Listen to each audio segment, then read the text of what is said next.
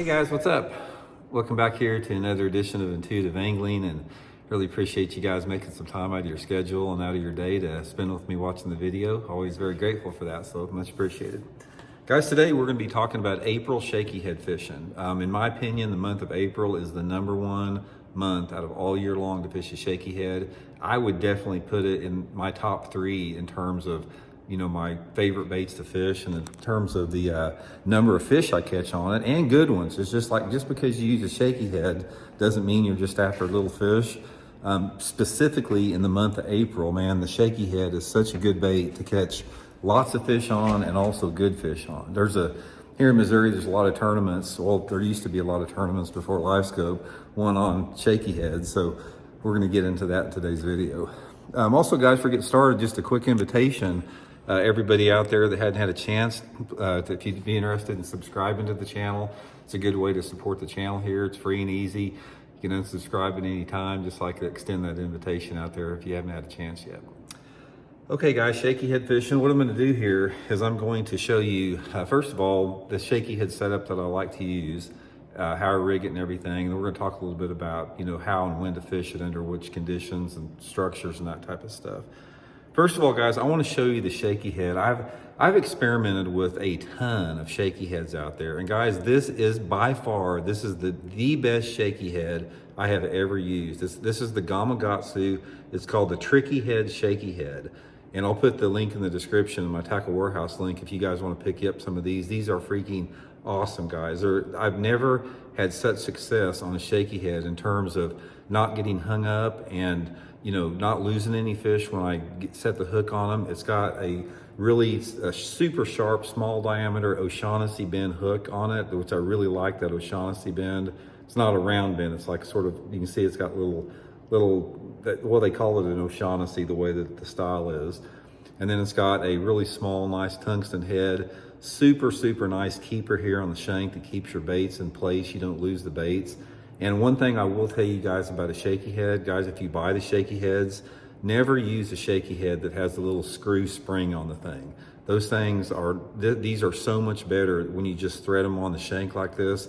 All of the expert shaky head people that I know prefer this type of a head over the spring-loaded head. So I think a couple of different reasons. I think you get better hookups on them, and I think the bait looks more natural in the water. So anyway, try this Gamakatsu tricky head shaky head. Now, what I pair that up with is a variety of different worms, but my favorite is just the Zoom trick worm. The 6-inch trick worm. A lot of people use a little 4-inch, like a finesse worm or something. But in April, guys, I get just as many or more bites on a full-size trick worm, and also you catch bigger ones because the bait's a little bit bigger. But this is the worm that I use probably 95% of the time. Colors just depend on water clarity. Green pumpkins and watermelons are my favorite. You can't go wrong with them. Sometimes I will use a black if the water has like water visibility closer to 3 feet on a cloudy day. But my favorite, guys, is just the old standard green pumpkin. Can't go wrong with it. So first of all, rigging it here, the rigging part of it is really critical. I don't think a lot of people put enough emphasis in rigging a shaky head just right in order to get the right action out of it. But the first thing I want to do is on the head here is I cut off just a hair, just maybe about a 1/16 of an inch, and that gives me a flat surface to seat the head on. And then the next thing I do is I run it through approximately 1/8 of an inch, just about like that. And I don't want to run it through anymore because I want it to seat between the barb and the head there. So bring it up there and then reverse it. And then I want to make sure that barb, as you can see in the video there, the barb is sticking out. So this way the head is locked in really good right here. And if the fish jumps and shakes, you're not going to lose your worm. So the next thing in the rigging, guys, is never rig your shaky head like this, where you just put it back in the center of the worm like that. You don't ever want to do this because you're using a shaky head most of the time on light line, and you've got a lot of plastic to penetrate if you just stick it in the worm. So what you want to do is come through a little bit lower and run it all the way through like this. Now, this is the way that I fish it most of the time, guys. I don't even put the point of the hook back in the worm. I just have it exposed here, especially if I'm fishing some type of a cleaner bottom, a cleaner rock, gravelly type bottom.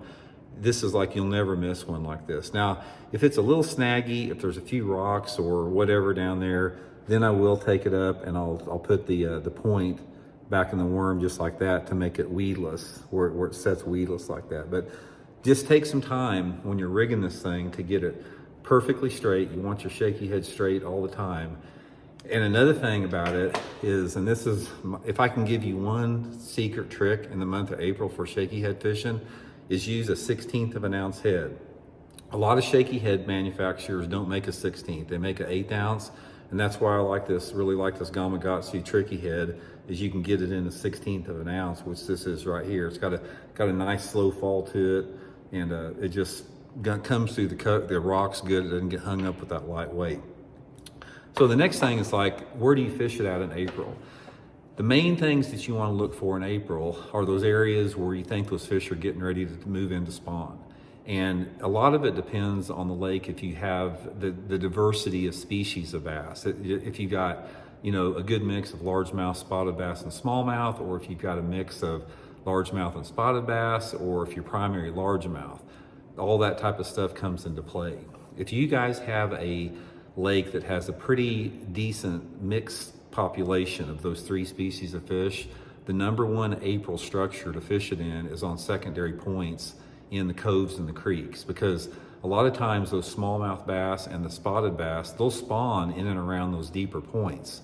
Largemouth not so much, but the spotted bass and smallmouth will. And also, by fishing those secondary points, you're getting fish in all three phases. You're going to be catching some pre-spawn fish that use those, spawning fish, and post-spawn fish. They all use those secondary points. And the depth that I fish on them is relative to the water clarity. A good rule of thumb is if the water clarity is like anywhere between, say, 2 to 4 foot, concentrate on that 10 foot or less. And if your water visibility is over 4 foot, don't hesitate to fish it down 10, 15, even 25 foot of water. I've caught a lot of fish in April, especially spotted bass, 20, 25 feet deep on those points there. So that's what I look for in a mixed species. Now, if you have a largemouth predominant lake, that's when you want to move back into those spawning type coves and just go down the bank with it. Just go down the bank and just cast down the banks. You don't even have to have cover. Rock banks, clay, gravel, whatever. If there's cover, great. Same type of deal. If the water visibility is 2 to 4 foot, try to concentrate 10 foot or less.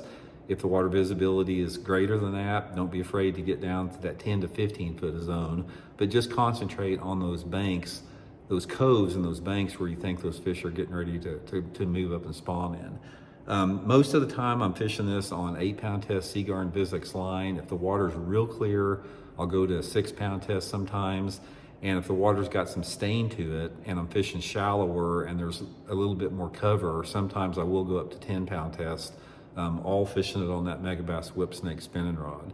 But anyway, guys, you can't go wrong with it, man. A shaky head is a fish catching bait in the month of April. Like I said, I put it in the top 3 baits that you can fish, and I wouldn't be afraid to say it's my #1 bait in April. In terms of just getting a lot of bites and good ones too, it is just a really good bait. The mood and the personality of the bass in the month of April are extremely conducive to the shaky head for some reason. It has to do with the profile and the fall and the way the bait looks on the bottom, the way the fish, their aggressiveness or their lack of it, whatever it is, it works in April really, really good. So anytime that water temperature, guys, is anywhere between, say, 57 and 70 degrees this time of year, put you on that shaky head and you'll get lots of bites. But anyway, I'll link all my shaky head stuff in the description of the video for my tackle warehouse, and we'll talk later. See you.